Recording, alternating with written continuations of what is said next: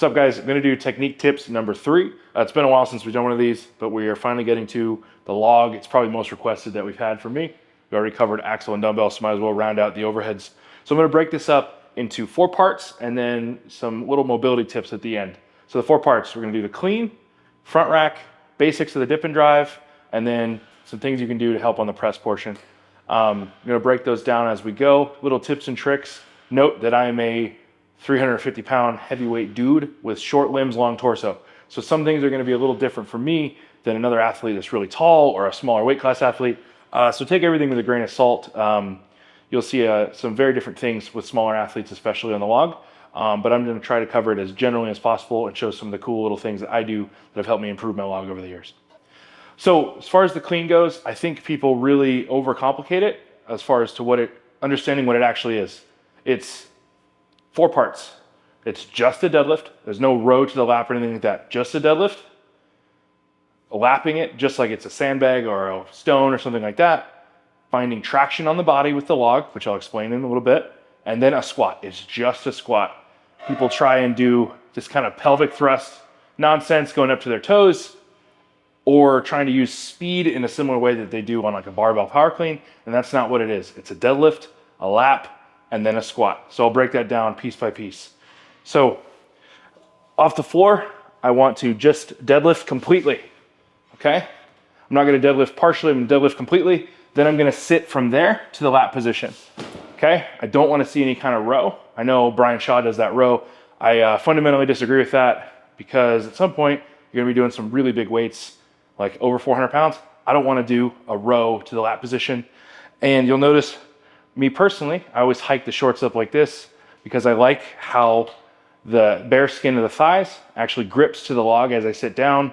You'll see guys use the Evolution shorts to get grip there. Or you'll see me chalk up a little bit. So with my style where you deadlift first, having some kind of grip on the log on the thighs, super important because I deadlift, look at that. Now as I sit, if I have grip on the thighs, the log will not slide down my legs.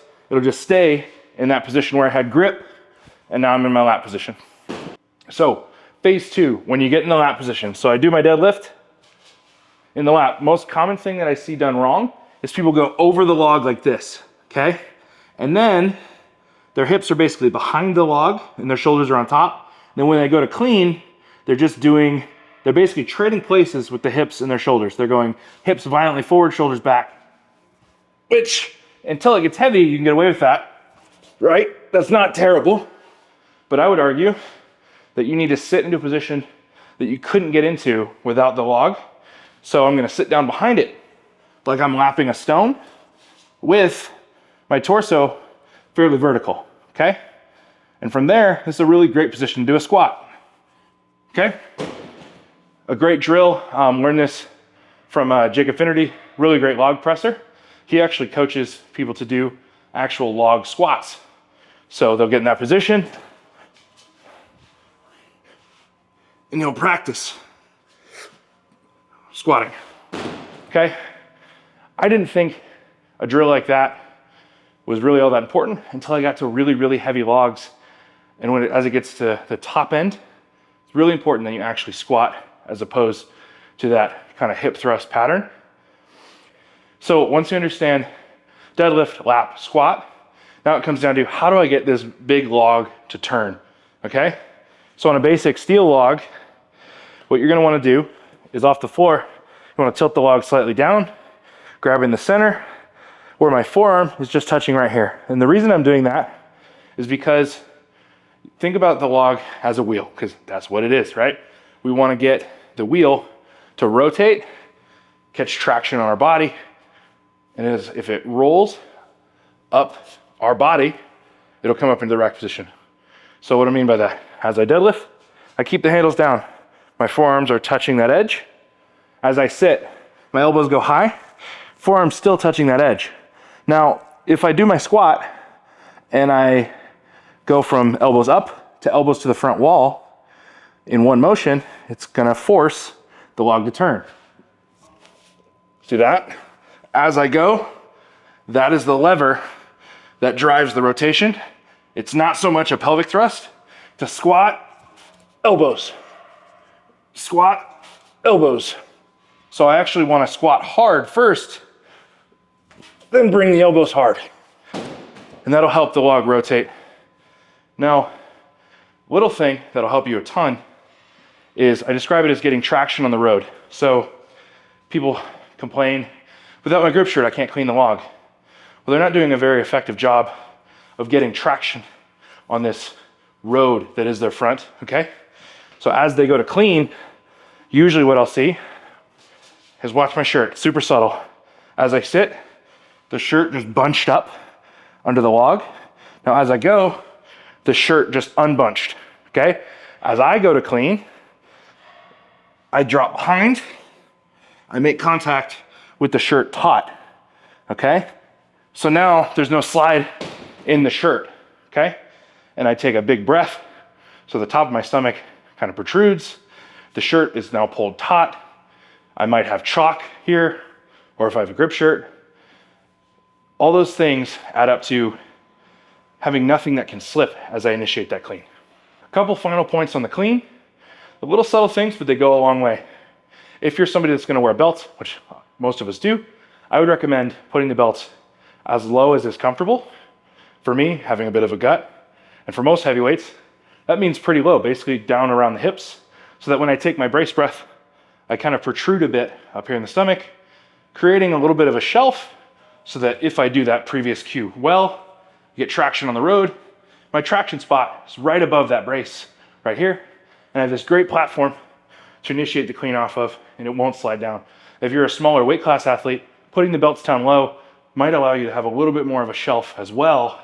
Not as pronounced as me, obviously, but it will help. So if you're having trouble with sliding on that clean, you need to lock it in with the upper back, find the traction on the road, and maybe manipulate your belts and your brace so you get just the slightest bit more shelf right here. Final point, or final 2 points. While you're doing the clean, I see most people who struggle with heavy cleans, they don't pay attention to their feet. When you squat, you want to have your full foot down. Same thing here. I described it as a squat because it's essentially just a squat. So during the clean, I don't want to go to my toes. This is a bad loading pattern on stones. This is a bad loading pattern on anything. It's a bad way to squat. I just squat full foot, finish the clean. Look at that, still full foot, okay? So pay attention to your feet while you clean. Final tip with the clean, think of it as if I was arm wrestling, okay? I'm right here. And if I was trying to tilt their hand back, right? Get my thumb towards me, my pinky up. I need to grab hard and force a little bit of rotation. Might not make much sense when I explain it that way. When you're on the actual log itself, my goal is to get the pinky side pointed up. So during the clean, I have to do a little bit of actual wrist movement, like that arm wrestling drill during the clean, so that I can finish with my pinkies up. And I actively turn the log with my hands. Now we have pinky side up. So once you master that deadlift, lap, squat, learn how to get traction, turn the handles, pinkies up, that kind of sets you up for a really good front rack position. If you do all those things well, you're basically going to be there. But just so that we're all on the same page, some things that I'm looking for when I'm in the front rack. So more so than with a barbell, the big diameter of the log is going to force you into more T-spine extension to get the log centered straight over your midfoot. Okay, that's just basically what you're going to do. There's no way to hold a heavy log out in front of your midfoot, so it's going to be over your midfoot if you look directly from the side, and that's just going to force you to do it with your upper back.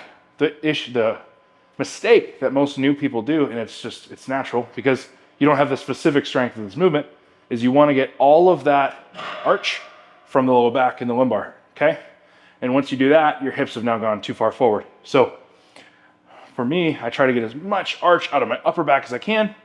And then when I'm up there, I'm thinking elbows to the front wall, top of my head, straight to the back wall. Most people that struggle with their front rack falling just aren't back in an extreme enough position, or they won't have the log touching their chin. So I'll do an example of a bad one. Foot squat. Okay, so like a bad front rack. My eyes are kind of up at 45 in front of me. my elbow, I'm just holding the log up with my arms, and my head just isn't far enough back, or even here, even worse, it's not touching my chin. Now a good front rack, my head is now, I'm looking straight up, back of my head to the back wall. My elbows are more up and pronounced towards the front wall, and I'm lifting the log up with my shoulders, kind of reaching through my lats. Okay, that's what we're looking for, not here. So now if you look from the side, the log is straight over my midfoot, and if I brace my core, go ribs down, now I can do a pretty normal dip and drive.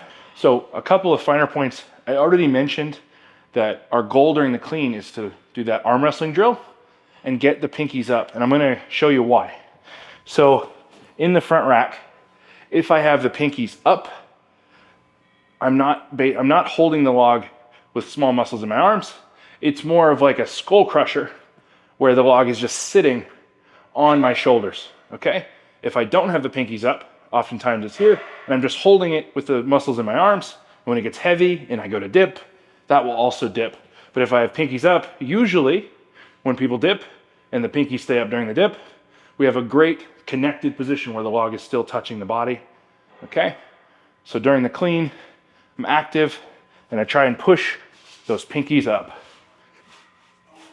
I want to be here, okay? If I'm here and I go to dip, it'll fall. But if I go pinkies up, it kind of naturally brings my elbows up too, and the log is just sitting on my shoulders, okay? Now on a rogue log like this, where the center is wider, you're gonna feel the weight actually sit on the shoulders because that's how wide it is. But on something like a Slater, where this center portion is thinner, or a Titan log is another one, or pit bull, you'll have the log kind of sit more on the chest properly. I think that's actually more comfortable, but you just need to get used to that. Your goal is to let as much weight rest either on the shoulders or the chest, depending on the log. You don't want to be holding it in the arms, because when you get up to, 200, 300, 400 pounds, when it's closer to your max, you're just not going to physically be able to do it with those small muscles in your arms. You need to rest it on the body, just like the front rack with a barbell. Final little point with the front rack is for most people, unless you have really, really great mobility, when you're more arched in the T-spine, as you will be with the log, to get a good dip and drive, you need to have slightly wider feet. For me, I dip with a barbell about here, because there I can keep full foot contact. But when I'm arched back like that and I go to dip, I go forward, my heels come up. But if I go wide, I can then go back to a good dip and drive position. So especially for bigger guys or less mobile athletes, don't be shocked if you have to go just a little bit wider to get a good dip and drive out of your log. I've already covered it in my axle video and my dumbbell video, but we cannot reiterate it enough. I'm going to quickly go over the basics of what I'm looking for in a dip and drive. So your goal is, whether it's a dumbbell, axle, log, whatever, you want the implement connected to the body and to stay on the body as long as you can, so that you can dip and drive high, so that now I've just driven the implement all the way up to here, still on the body. Inevitably momentum will carry it further, so that we've just done maybe 90 to 100% of the press with just our leg drive momentum, and finish with the upper body. You see it more in the log that people do a lot higher percentage of the pressing with the upper body, because inevitably the dip and drive is harder because of that extra arch and that wider stance. But still, the fundamentals are the same. What I'm looking for is a pattern where my hips can travel straight down, straight up, or even slightly back and straight up, okay? With the log, the amount of people that can sit their hips back is pretty low because you're arched back. So when I go out wide, I'm capable of going ribs down, brace, straight down, straight up. And especially with the log, I'm kind of forced to push the knees to the outside wall so that I can keep my full foot flat. Where a lot of people go astray in the log is because of that super arch position or having the wrong foot width. When they go to dip, they go like this. More so than any other implement, they just rock the knees forward. And I'm looking for a dip where my full foot stays in contact the entire time. And not just in contact, I want even balance across my full foot as far as weight distribution. Because right here, it looks like I got my full foot down, but all my weight's on my toes. So when I go to dip and drive, I'm just gonna overcompensate with the calves. I'm not gonna get good recruitment of the quads and the glutes, and I'm gonna probably miss out front. But if I can go straight down, balance across the full foot, straight up across the full foot, then finish with the toes, now the log is gonna be driven straight up and we're through, okay? I wanna drive as long as I can on the full foot. You can cheat and get some early progress from just snapping hard to the toes, but really what's occurring for a good dip and drive is you wanna get the quads and the glutes, hips, everything to lock out violently. There may be some hard drive to the toes, so you can drive a bit higher, but most of the force comes from the quads and the glutes. Boom, and then we're through, okay? That applies to basically every overhead event, but on the log, I see people go astray most often just because it's a big, cumbersome implement. As far as the log bar path per se, if you're somebody who gets a lot out of their strict press, you're gonna wanna stay over your eyes a little bit longer. This cue saves a lot of people's press. Day one, when I give them this cue, they can usually press more. Get a lot out of your legs. You still wanna press over your eyes, but you're gonna bring your head through sooner than a big strict presser. So just like with any other press, my suggestion is gonna be when you're practicing to practice pause dips. If you can pause in that position with good weight distribution and it's repeatable, you probably found a good, strong position. If you can't pause there, probably not a good repeatable position. So when I get up there, I'm gonna go slightly wider stance, pinkies up, elbows up, head to the back wall, and I'm gonna practice pause dips going straight down, straight up, and that'll lead me into the pressing line conversation to kind of finish things out.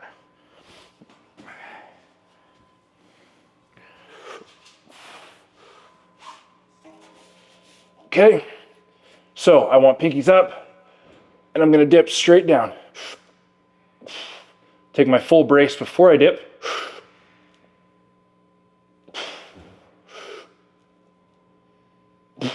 Okay, good repeatable position. The log's not moving, it's setting on my shoulders. Now I can press. And I'm trying to get as much out of my legs as possible and just finishing off with the arms. Now, if I'm a big time strict presser and I get a lot out of my arms, I'm gonna wanna press over the eyes longer. So I press, and I want my pressing line to be right over my eyes, which also happens to be right over the middle of my foot, okay? So I'll stay looking at the log, and then I'll finish. If you're more of a traditional, weightlifter style dip and drive where you get a lot of speed in the legs, not a lot out of the arms, you still wanna press up and back over the eyes, but you're gonna finish quicker. Okay, there we go. And now, if I'm really good about that pinkies up cue, I wanna keep the pinkies up during the press. The reason I do that is if the pinky stays up, the logs are naturally gonna wanna tip, maybe even fall backwards. Everybody misses the log out front because they let the pinkies fall, they dip and drive and they get stuck somewhere about here. You have no way to fight here. You're not gonna be able to pull a 400-pound log from in the front, get it to lock out. That's why everyone fails at lockout. But if you're over the eyes with your pinkies up, the log naturally wants to tilt back. Look at that. Now it's up and back behind me, and you'll actually be able to lock out, unlike 90% of heavyweights. So to conclude, I gave a lot of suggestions on how to improve your positions through all phases of the log clean and press. I think this is one of those events that when you first start, seems really easy, but when you want to get to the top end, it is one of the most technical events in Strongman. Tons of little things matter when you get into, in the upper echelon of what is huge weight for your weight class. But what I find, especially with a lot of athletes, is I can give these cues, but they don't have necessarily the mobility to get into the positions that I just described. So especially for big heavyweights that are very tight and immobile in a lot of key areas, working on a few areas of mobility constantly in my training is kind of a necessity. I need to maintain strength in those positions and mobility to stay, have access to those positions.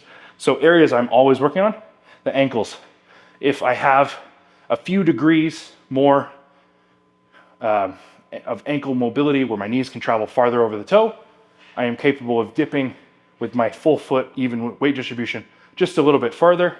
At first, while you have really immobile ankles, you may need to get into some lifters. I lift in some very high-heeled lifters, because that's just my style, so I can stay full-footed and get a lot of knee travel while my hips stay going straight up and down. That's just my preference, but you might find that some constant ankle work is really gonna help you in the log. Another thing would be working on the lats and the T-spine. A great one is dumbbell pullovers, like you'll see a bodybuilder do.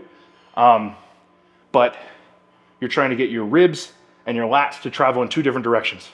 So my ribs tucked down, my arms reaching back, because most heavyweight strongmen lack the ability to pull the elbows and lats up while keeping the ribs stacked in a good brace. For them to go here, they often have to go here, which now my hips are too far forward. My dip and drive is going to be pretty bad, right? If my hips are forward. And this is what most big, stupid heavyweights dip and drive like. And the final piece that I think there's athletes that have gotten all the way to the top end of the sport that lack this ability. If you keep working on that ribs in relationship to the lats, you'll actually be able to lock out, okay? Constantly need to be able to do that. Other things like dead hangs where you let your head fall through. You need to be able to get the arms back behind the body to get a good proper lockout. So constantly working on the ankles, T-spine, and lats, you're gonna be a lot better place. Appreciate you guys sticking around for our third technique tips video. I know it's a lot of sweating, a lot of heavy breathing, but I hope you get something out of this. We're gonna be doing more. Got more coming up on YouTube, so like, subscribe, share. It's been really fun doing this. Kind of crazy, we're already over 1,000 subscribers, and I feel like we haven't really done anything. So support's been awesome. Thanks, guys. Gonna be doing a ton of log prepping for North America's Strongest Man and the Shaw. So let me know if you have any questions.